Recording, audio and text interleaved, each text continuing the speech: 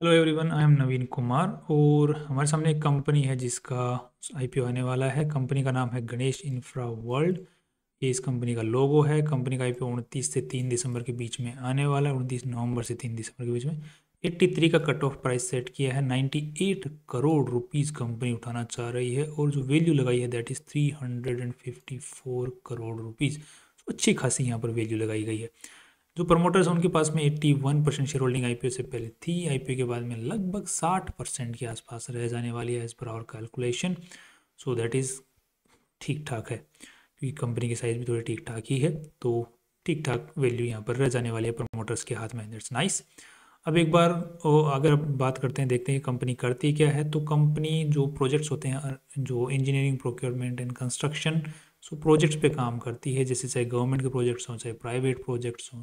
Project मिल सकता है किसी भी चीज़ से, चाहे वाटर सप्लाई से रिलेटेड, जैसे नाली बिछानी हो तो कंस्ट्रक्शन करना है 1 किलोमीटर का, राइट, या फिर रेल रोड बिछानी हो, राइट, इलेक्ट्रिफिकेशन करना हो। रेलवे के अंदर में आजकल जो रेलवेज का काम चल रहा है कि डीजल से कन्वर्ट कर रहे हैं, इलेक्ट्रिफिकेशन वाली जो लाइनें बिछा रहे हैं वो वाला काम करना हो, रोड का कंस्ट्रक्शन करना हो, बिल्डिंग बनानी हो, रेजिडेंशियल, कमर्शियल, तो जैसा भी ऑर्डर इस कंपनी को मिलता है ये कंप्लीट करके देती है। सब कुछ नीचे से लेकर के ऊपर तक का सारा काम, मतलब इंजीनियरिंग की, प्लानिंग की भी ज़रूरत पड़ती है, प्लानिंग का भी काम कर देती है, राइट। तो सब कॉन्ट्रैक्टरशिप और कॉन्ट्रैक्टरशिप दोनों तरीके से काम करती है। कॉन्ट्रैक्टरशिप डायरेक्ट कॉन्ट्रैक्ट लेती है, सब कॉन्ट्रैक्टरशिप मतलब कंपनी, दूसरी कोई कंपनी जो कॉन्ट्रैक्ट लेती है बड़ा प्रोजेक्ट, फिर छोटा कॉन्ट्रैक्ट जो है इसको दे देती है कि ये पर्टिकुलर पार्ट तुम बनाओ। सब कॉन्ट्रैक्टरशिप के थ्रू भी कंपनी काम करती है।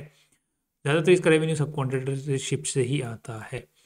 नेक्स्ट अब देख लेते हैं कि कंपनी का जो प्रो पैसे उठाना चाह रही है वो पीछे रीज़न क्या है। तो यहाँ पे बोल रहे हैं long term working capital requirement. That means कि कंपनी का पैसे की कमी है, कैश की कमी है कंपनी के अंदर में, उसके लिए पैसों की ज़रूरत है, राइट।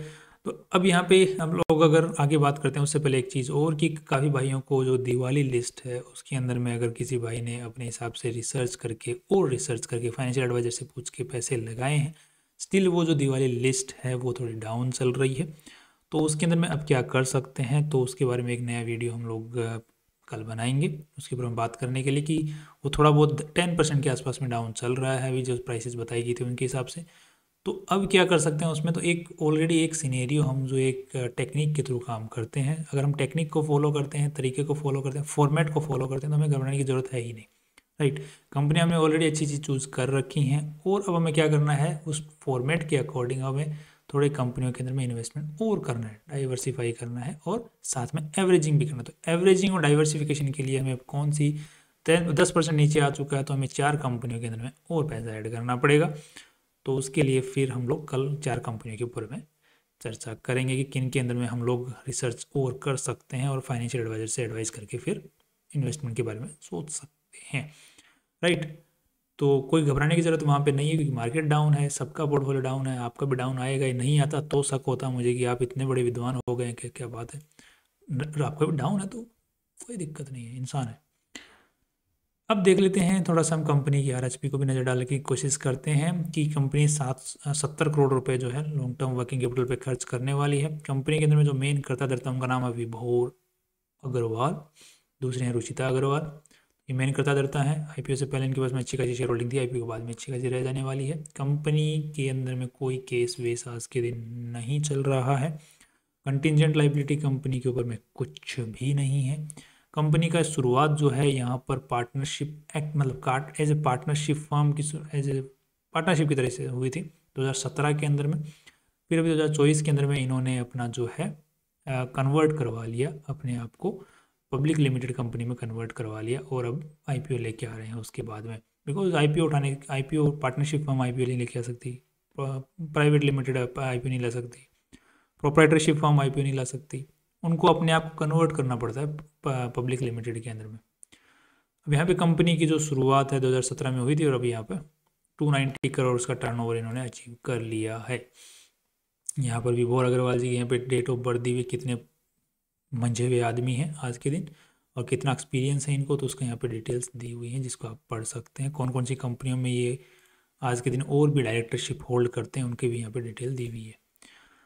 नेक्स्ट, अब कंपनी के पास में जितनी भी प्रॉपर्टी हैं, जो भी ये कंपनियां जो कॉन्ट्रैक्ट बेसिस पे काम करती हैं, कंस्ट्रक्शन फील्ड के अंदर में काम करती हैं, इनकी मोस्ट ऑफ द जो प्रॉपर्टीज़ होती हैं वो रेंटेड ही होती हैं, खुद के पर्पस में जो काम में लेती हैं, ऑफिस के यूज़ में या फिर ऑल दैट।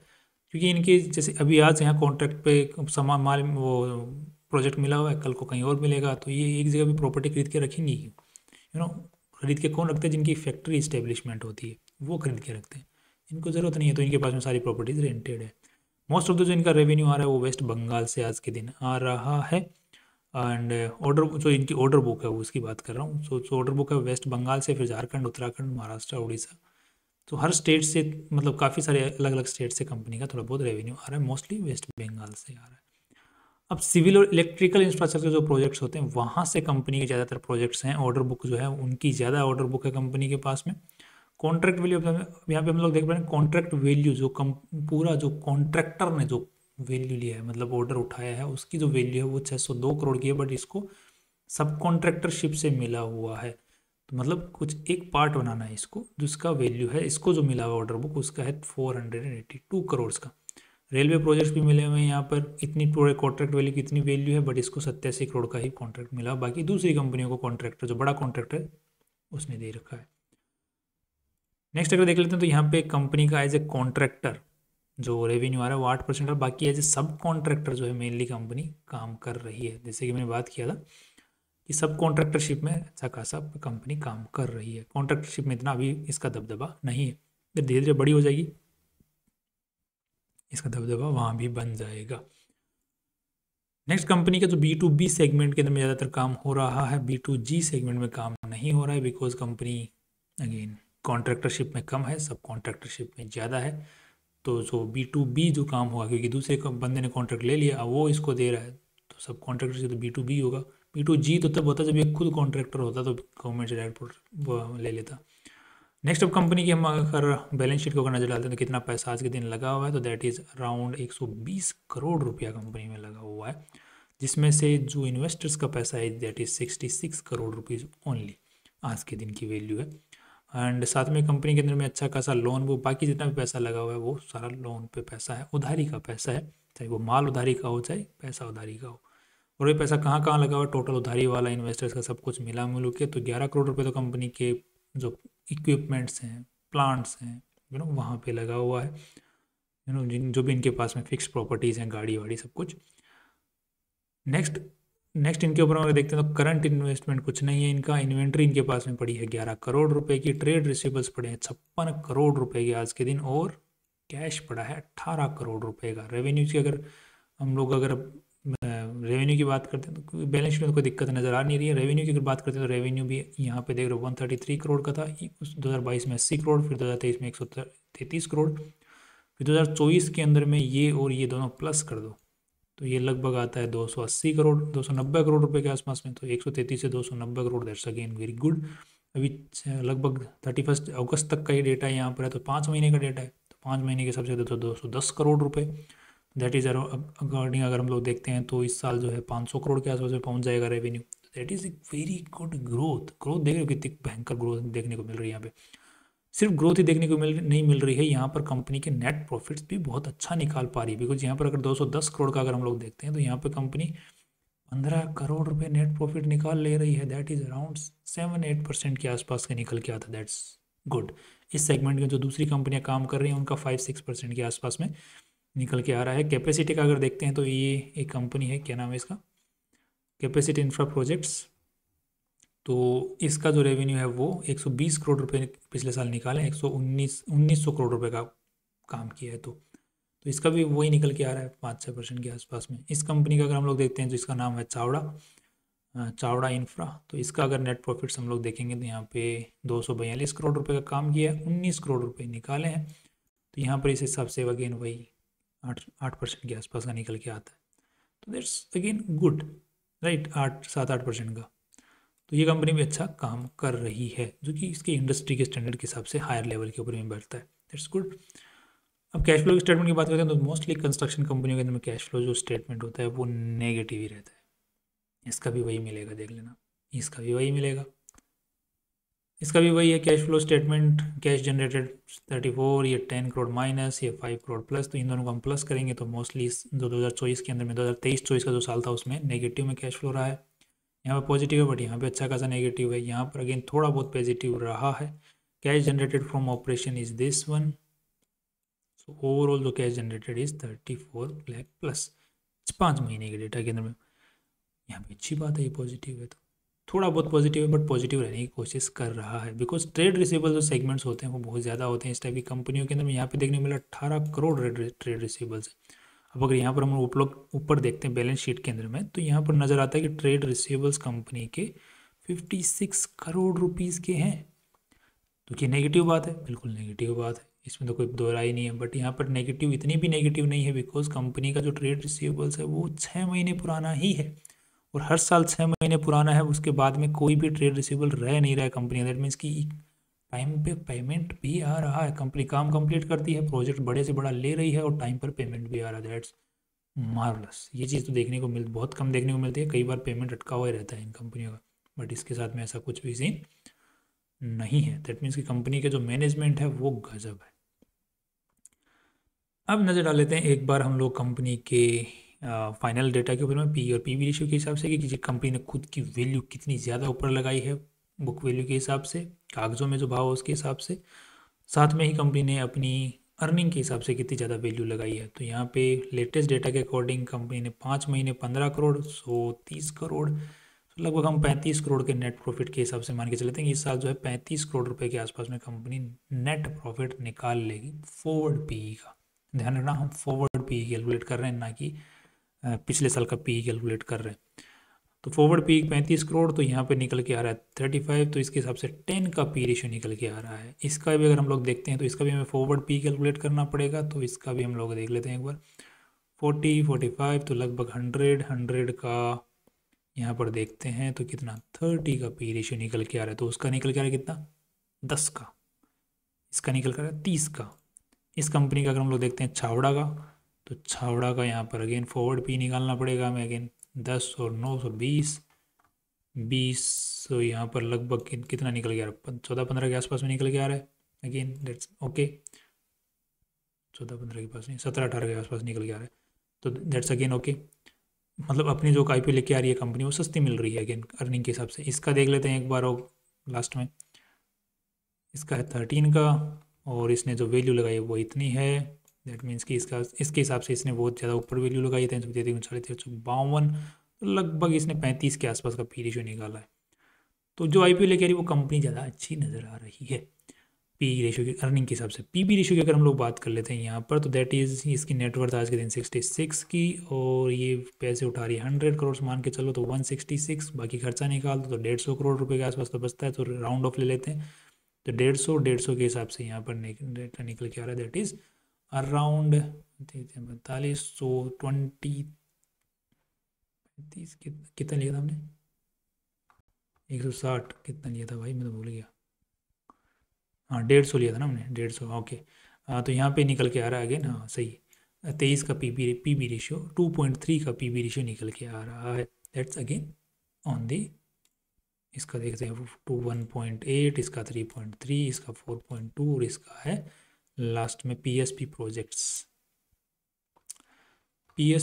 का निकल के आ रहा है 2.2 का। तो ये इसका 2.3, तो पीबी रेशियो भी ठीक ठाक वहीं पे अर्निंग के हिसाब से बहुत ठीक है, राइट, कंपेरेटिवली ठीक नज़र आ रहा है।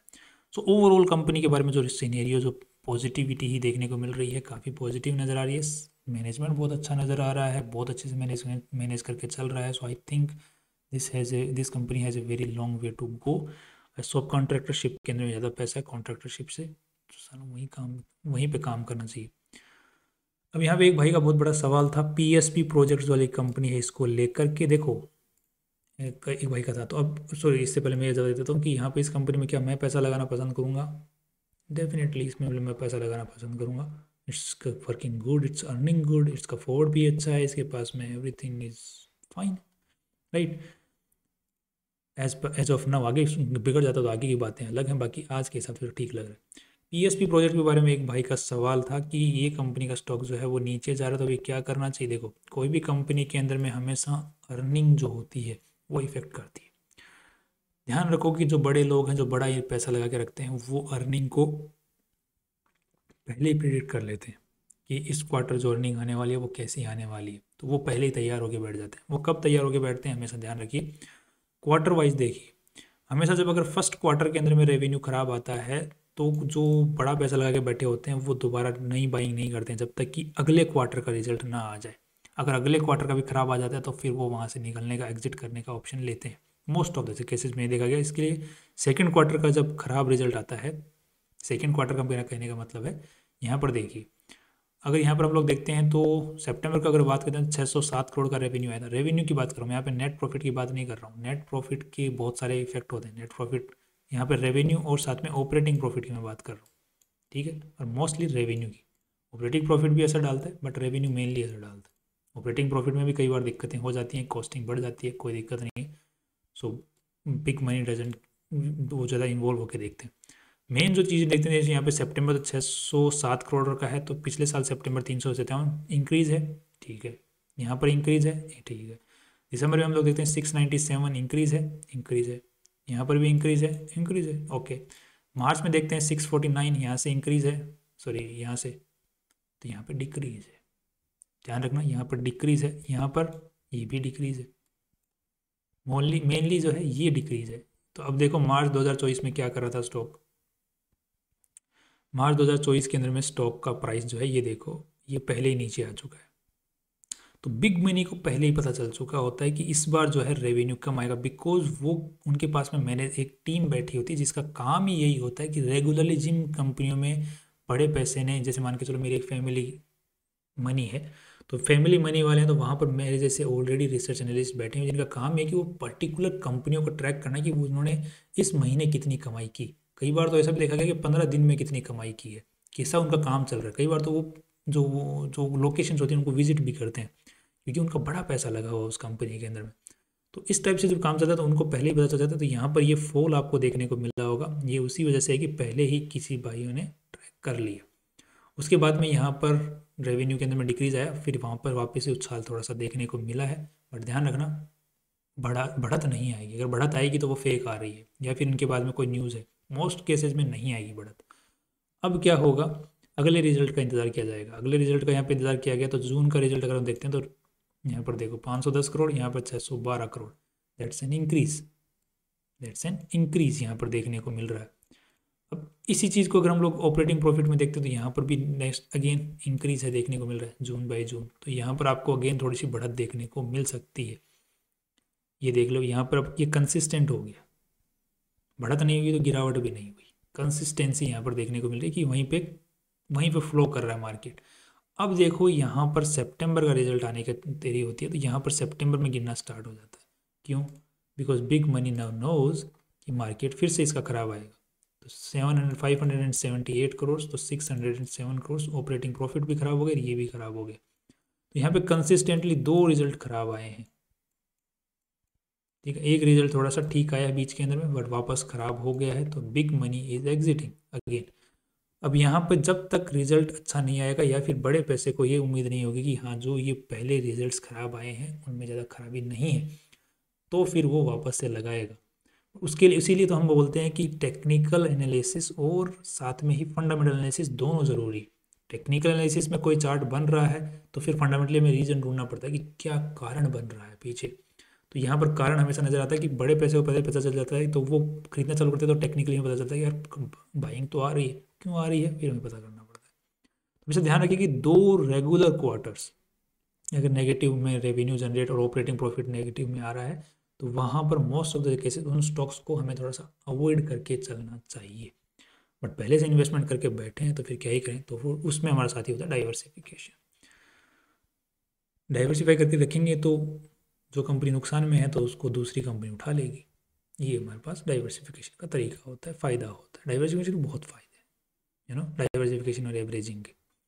That's all from my side. और आई थिंक कि आपको समझ में आ गया होगा। पीएसपी प्रोजेक्ट्स को भी थोड़ा इग्नोर करें तो बेटर है, जब तक कि सही रिजल्ट ना आए या फिर टेक्निकली सही पैटर्न ना बने, तब तक के लिए इग्नोर मारें। और यहाँ पर देखते हैं तो हमारे गणेश इंफ्रा वर्ल्ड है, इसके बारे में पॉजिटिविटी बन रही है long term and short term both के हिसाब से। बाकी आप आईपीओ में पैसा लगा सकते हैं, अगर मार्केट का भी हालत थोड़े ख़राब है। तो जीएमपी के हिसाब से देखा जाए तो यहाँ पर 50% से ऊपर अगर जीएमपी मिलता है तो लिस्टिंग गेन के लिए अप्लाई किया जा सकता है। Company is good in long term and short term. Finally see you tomorrow.